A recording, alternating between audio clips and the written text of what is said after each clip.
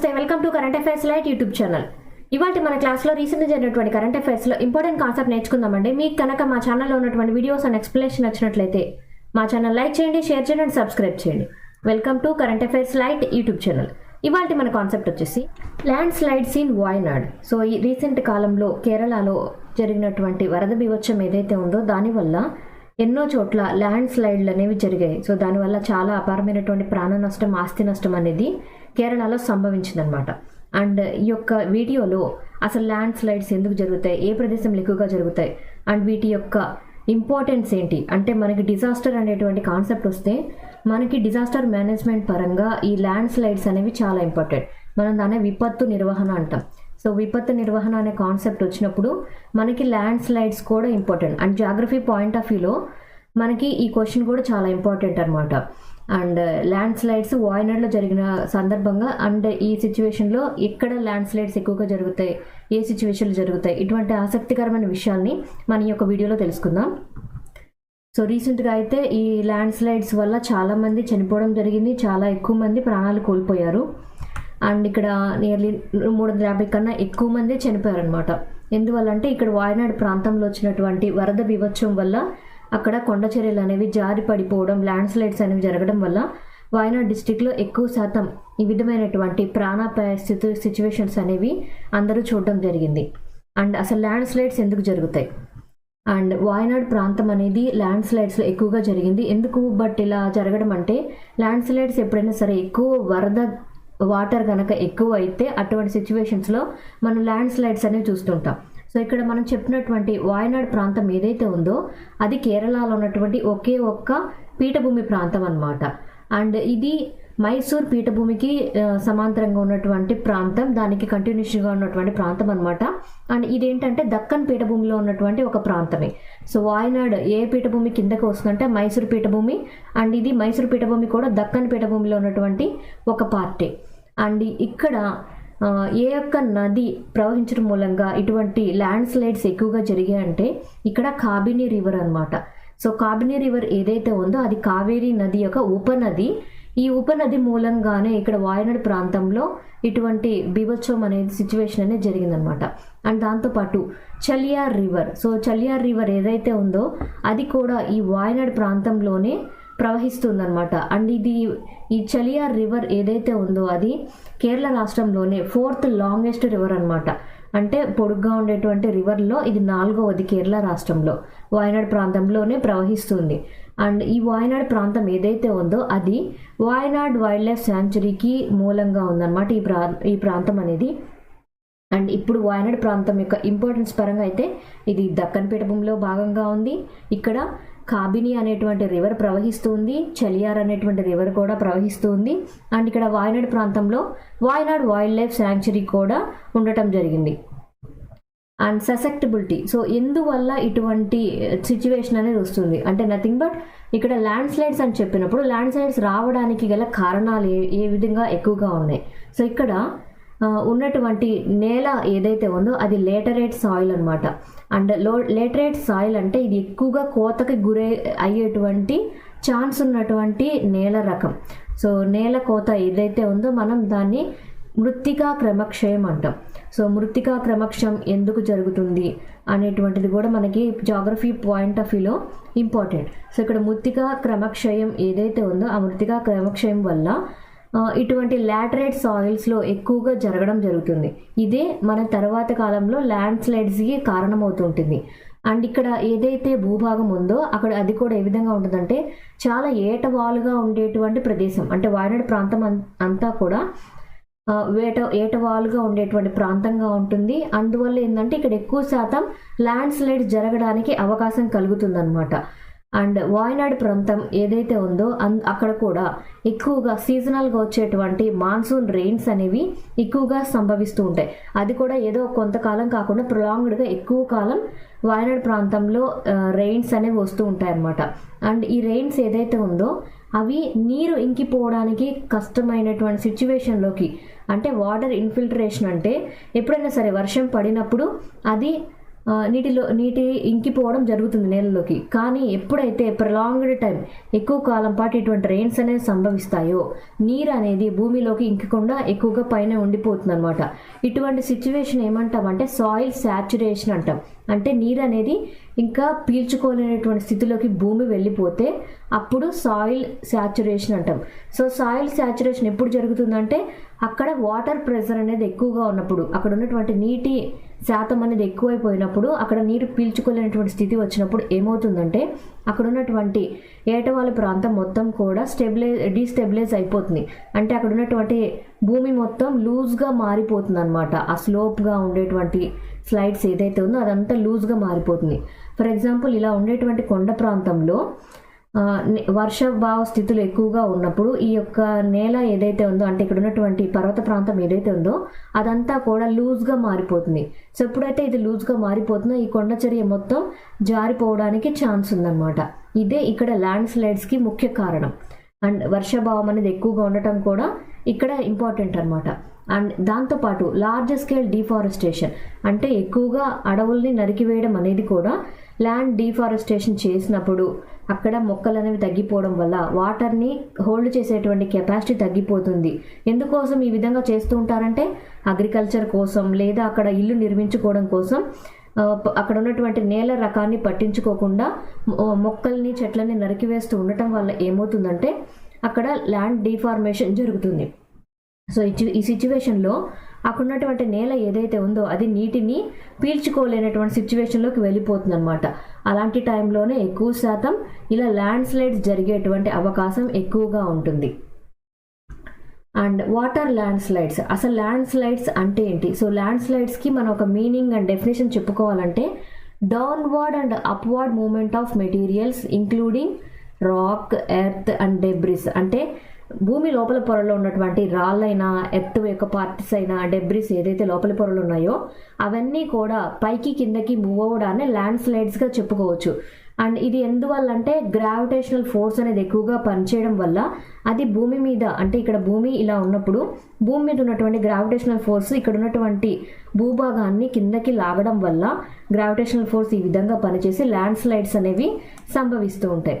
And ఇక్కడ land slides ఏవైతే ఉన్నాయో అవి హైడ్రలాజికల్ ఆరిజిన్ గానే ఎక్కువగా జరుగుతూ ఉంటాయి. ఎందుకంటే ఇక్కడ స్లోప్ గ్రావిటీ అనేది పెరిగిపోతుంది. అంటే ఇక్కడ ల్యాండ్ మీద ఇక్కడ ఏటవాలుగా ఉన్నటువంటి ప్రాంతం ఏదైతే ఉందో అక్కడ గ్రావిటీ అనేది మిస్ అయిపోవడం వల్ల ఇక్కడ ఉన్నటువంటి ఏటవాలు ప్రాంతం మొత్తం, ఈ యొక్క నేల భాగం మొత్తం కూడా భూమి మీదకి వెళ్ళిపోవడమే ల్యాండ్ స్లైడ్స్కి కారణం. ఇలా ఎప్పుడు వెళ్ళిపోతుందంటే అక్కడ ఉన్నటువంటి వాటర్ సైకిల్ అనేది, హైడ్రలాజికల్ సైకిల్ అనేది ఎక్కువ అయిపోవడం వల్ల ఇటువంటి విపత్తులు అనేవి ఎక్కువగా సంభవిస్తూ ఉంటాయి. And India's land slide vulnerability, అంటే మన దేశంలో ఏ ఏ ప్రాంతాల్లో ఇటువంటి ల్యాండ్ స్లైడ్స్ అనేవి జరుగుతున్నాయి, ఎక్కువగా ఎప్పుడు జరుగుతున్నాయి కూడా మనకి ఇంపార్టెంట్ అనమాట. మన దేశంలో ఎక్కువ శాతం ఈ యొక్క ల్యాండ్ స్లైడ్స్ అనేవి 5 ల్యాండ్ స్లైడ్ ప్రోన్ కంట్రీస్లో మనది కూడా ఒకటి అనమాట. ఎక్కడెక్కడ ల్యాండ్ స్లైడ్స్ ఎక్కువగా జరుగుతున్నాయో కూడా మనకి ఎగ్జామ్ పాయింట్ ఆఫ్ ఇంపార్టెంట్. ఏ దేశాల్లో ఎక్కువగా ల్యాండ్ స్లైడ్స్ జరుగుతున్నాయో నాకు కామెంట్ సెక్షన్లో తెలియచేయండి. అండ్ ఏవి ఎంతవరకు జరుగుతుందంటే ప్రతి 100 స్క్వేర్ కిలోమీటర్ల రేడియస్లో ఖచ్చితంగా ఒక ప్రాణాపాయ సిచ్యువేషన్ అనేది ల్యాండ్ స్లైడ్స్ మూలంగా ప్రతి సంవత్సరం గుర్తించబడుతుంది అనమాట. అండ్ ఇంకొక పెద్ద కారణం, అంటే ఇక్కడ ల్యాండ్ స్లైడ్ జరగడానికి ఎక్కువగా మెయిన్ కారణం ఏంటంటే రెయిన్ఫాల్ వల్నరబిలిటీ అనేది ఎక్కువగా ఉంది. ఇదే అతి పెద్ద కారణం అనమాట ల్యాండ్ స్లైడ్స్ పరంగా. పర్టికులర్లీ ఎక్కడ ఎక్కువగా ల్యాండ్ స్లైడ్స్ ఎక్కువగా జరుగుతుంటాయంటే హిమాలయన్ ప్రాంతంలో అండ్ వెస్టర్న్ ఘాట్స్ ప్రాంతంలో మనం ఇలా ల్యాండ్ స్లైడ్స్ అనేది మనం ఎక్కువగా చూడొచ్చు. అండ్ అప్రాక్సిమేట్లీ మన భారతదేశం మొత్తం మీద కూడా ఏదైతే ప్రాంతం ఉందో ల్యాండ్ స్లైడ్స్ పరంగా 12.6% ఏరియా ఏదైతే ల్యాండ్ ఏరియా ఉందో, అంటే స్నో కవర్డ్ ఏరియాస్ కాదు, అక్కడ స్నో కవర్డ్ ఏరియాస్ అనేవి వేరే డిఫరెంట్ సీన్ అనమాట. అండ్ ఇక్కడ జియోగ్రఫికల్ ల్యాండ్ పరంగా మొత్తం 12.6% ఏరియా అనేది భారతదేశం మొత్తం మీద ల్యాండ్ స్లైడ్స్ ఎక్కువగా జరగడానికి కారణమైనటువంటి ప్రాంతం అనమాట. ఇక్కడ ఇంకొకటి ఏంటంటే స్నో కవర్డ్ ఏరియాస్ అనేసి చెప్పాం. స్నో కవర్డ్ ఏరియాస్లో ఏమవుతుందంటే ఇక్కడ ఇది నేల ఉంటే నేల మీద స్నో కవర్డ్ ఏరియా ఉంటుంది. మళ్ళీ దానిపైన ఎప్పుడైతే ఇక్కడ మళ్ళీ ఒక నేల పొర అనేది ఏర్పడుతుందో, సో ఇక్కడ సమ్మర్ సీజన్లో ఈ యొక్క మధ్యలో ఉన్నటువంటి మంచు కానీ ఏదైతే ఉందో అది కరిగిపోవడం వల్ల ఈ పైన ఉన్నటువంటి నేల అనేది జారిపోతుంది. ఎక్కువగా ఇది ఎక్కడ చూస్తూ ఉంటాం అంటే ఉత్తరాఖండ్ లాంటి ప్రదేశంలో మనం ఎక్కువగా చూస్తూ ఉంటాం ఇటువంటి సిచ్యువేషన్ అనేది. ఇలా కూడా ల్యాండ్ స్లైడ్స్ జరుగుతుంటాయి. అలా కాకుండా ఉన్నదేమో 12.6%. బట్ స్నో అంటే మంచు ఎక్కువగా ఉన్న ప్రాంతంలో కూడా ఉత్తరాఖండ్ లాంటి ప్రదేశంలో కూడా ఇటువంటి ల్యాండ్ స్లైడ్స్ అనేవి ఎక్కువగా జరుగుతూ ఉంటాయి. అండ్ రీజనల్ డిస్ట్రిబ్యూషన్ పరంగా అంటే ఏ ప్రాంతంలో ల్యాండ్ స్లైడ్స్ అనేవి ఎక్కువగా జరుగుతూ ఉంటాయంటే నార్త్ వెస్టర్న్ హిమాలయస్ ప్రాంతంలో ఎక్కువగా జరుగుతుంటాయి. ఎక్కడ ఎంత అంటే 66.5% ల్యాండ్ స్లైడ్స్ అనేవి నార్త్ వెస్టర్న్ హిమాలయస్ ప్రాంతంలోనే జరుగుతుంటాయి. నార్త్ వెస్టర్న్ హిమాలయస్ అంటే జమ్మూ కాశ్మీర్ ప్రాంతం, హిమాచల్ ప్రదేశ్, ఉత్తరాఖండ్ ఈ ప్లేసెస్ అనమాట. నార్త్ ఈస్టర్న్ హిమాలయస్ వచ్చేసి మనకి అస్సాం, అరుణాచల్ ప్రదేశ్ ఇటువంటి ప్రాంతాల్లో కూడా ఈ ల్యాండ్ స్లైడ్స్ అనేవి జరుగుతుంటాయి. ఎంత శాతం అంటే 18.8% జరుగుతుంటాయి. అండ్ నెక్స్ట్ పొజిషన్ వచ్చేసి వెస్ట్రన్ ఘాట్స్ ప్రాంతం అనమాట. వెస్ట్రన్ ఘాట్స్ ప్రాంతం అంటే కేరళ, కర్ణాటక ఈ ప్రాంతాల్లో కూడా, ముంబై ఇటువంటి ప్రాంతాల్లో కూడా ఏవైతే వెస్ట్రన్ ఘాట్ ప్రాంతాల్లో ల్యాండ్ స్లైడ్స్ అనేవి ఎక్కువగా జరుగుతుంటాయి. ఎస్పెషల్లీ కేరళ ప్రాంతంలో ఎక్కడైతే వెస్ట్రన్ ఘాట్స్ ఉన్నాయో అక్కడ ఎక్కువ శాతం ఇటువంటి ల్యాండ్ స్లైడ్స్ ప్రమాదాలు అనేవి ఎక్కువగా సంభవిస్తూ ఉంటాయి. అండ్ వెరీ హజార్డిక్ పరంగా అంటే ప్రమాద సూచికల పరంగా ఎంత ఎక్కువగా జరుగుతుంది. వెరీ హై హజార్డ్ ఎక్కడ జరుగుతుందంటే జమ్మూ కాశ్మీర్లో ఉన్నటువంటి ఈ రీజన్ ప్రాంతంలో మనకి మ్యాప్ పాయింటింగ్ వైజ్ ఈ ప్రాంతంలో ఎక్కువగా జరుగుతుంది అనమాట.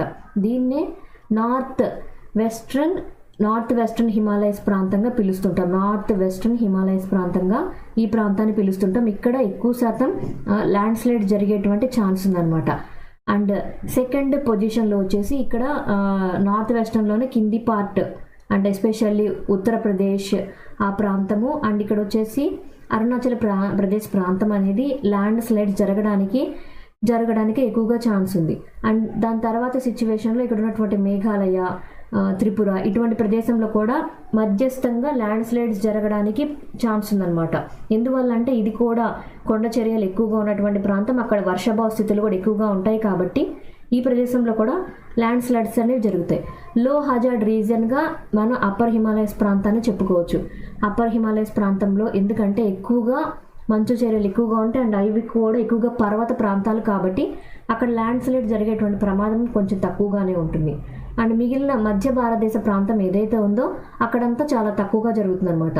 అండ్ ఇక్కడ ఉన్నటువంటి వెస్ట్రన్ ఘాట్స్ ప్రాంతం ఏదైతే ఉందో వెస్ట్రన్ ఘాట్స్ ప్రాంతంలో కూడా ల్యాండ్ స్లైడ్ జరిగేటువంటి ప్రమాదం అనేది ఎక్కువగా జరుగుతూ ఉంటుంది. Key policy initiative. సో మన దేశం పరంగా విపత్తు నిర్వహణలో ఎటువంటి ఇనిషియేటివ్ తీసుకున్నారు, ఎందుకంటే ఇక్కడ ఉన్నటువంటి ఏదైతే సిచ్యువేషన్స్ వస్తూ ఉన్నాయో ల్యాండ్ స్లైడ్స్ పరంగా ప్రమాదాలు జరిగినప్పుడు ఏ విధంగా ఎదుర్కోవాలి, ఏ విధంగా ఉండాలి, ముందుగానే ఎలా కనుక్కోవాలి అనే అంశాల గురించి కూడా ఎప్పటికప్పుడు చెక్ చేస్తూ ఉంటారనమాట. నేషనల్ రిమోట్ సెన్సింగ్ సెంటర్ అంటే మన భారతదేశంలో ఉన్నటువంటి ఇస్రో ఆధ్వర్యంలో ఉన్నటువంటి ఒక డిపార్ట్మెంట్ ఏదైతే ఉందో అది మన దేశంలో ల్యాండ్ స్లైడ్ అట్లాస్ని రిలీజ్ చేయడం జరిగింది 2023 టైంలో. ఎక్కడ ఎక్కువగా ల్యాండ్ స్లైడ్స్కి చెందినటువంటి ప్రమాదాలు జరిగేటువంటి ఛాన్స్ ఉంది, ఎక్కడ లేదు, ఇటువంటివి చెక్ చేయడానికి ఇస్రో వాళ్ళు ఒక డేటా అనేది రిలీజ్ చేశారనమాట. ఇందులో ఏంటంటే ల్యాండ్ స్లైడ్ హాట్స్పాట్స్ అనేవి రిలీజ్ చేశారు. ప్రతి 100 స్క్వేర్ మీటర్స్కి రిజల్యూషన్ అనేది చెక్ చేసి ల్యాండ్ స్లైడ్ జరిగే ప్రమాదం ఉందా లేదా, ఎక్కడ ఎక్కువగా జరుగుతాయి, ఇటువంటివన్నీ విషయాల గురించి కూడా డేటా అనేది ఇస్రో వాళ్ళు కలెక్ట్ చేసి ఒక డేటాని రిలీజ్ చేశారు.